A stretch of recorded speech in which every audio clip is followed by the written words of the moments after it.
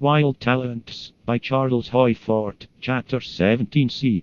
London Evening News, September 28, 1923. Second Lieutenant Morand, while at shooting practice at Gourdon, France, himself firing at a target on the ground, while a sergeant piloted the machine, suddenly fell back, calling for the pilot to land, as he had been wounded.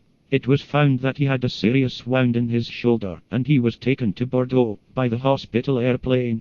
It was said that he had been shot, but no clue has been found as to the origin of the shot.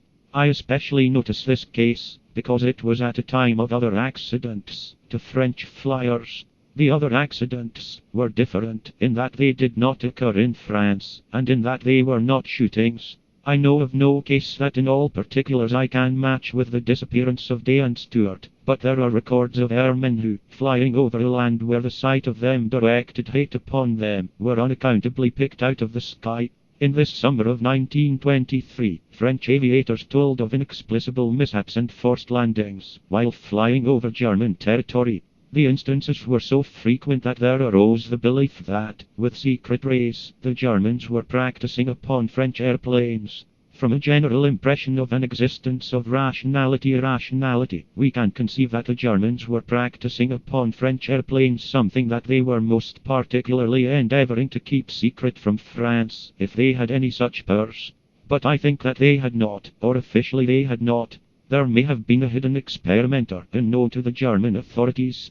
An article upon this subject was published in the London Daily Mail, September 1, 1923. Two theories have been put forward. One is that by a concentration of wireless rays the magneto of the airplane may be affected, and another is that a new ray, which will melt certain metals, has been discovered. In this connection it is notable that most of the forced landings of the French airplanes, when flying from Strasbourg to Prague, have taken place in the vicinity of the German aerodrome, near Firth. It was said that for some time, at the German wireless station at Nous, there had been experiments upon directional wireless, with the object of sending out rays, concentrated along a certain path, as the beams of a searchlight are directed.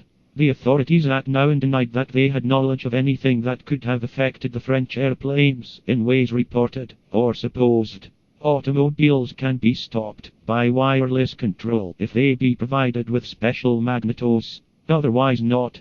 Sir Oliver Lodge was quoted by the Daily Mail as saying that he knew of no rays that could stop a motor unless specially equipped.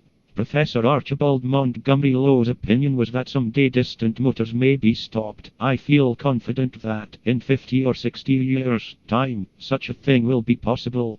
Professor Low said that he knew of laboratory experiments in which, over a distance of 2 feet, rays of sufficient power to melt a small coil of wire had been transmitted. But, as to the reported accidents in Germany, Professor Low said, there is a wide difference between transmitting such a power over a distance of a foot or two, and a distance of 1 or 2,000 yards.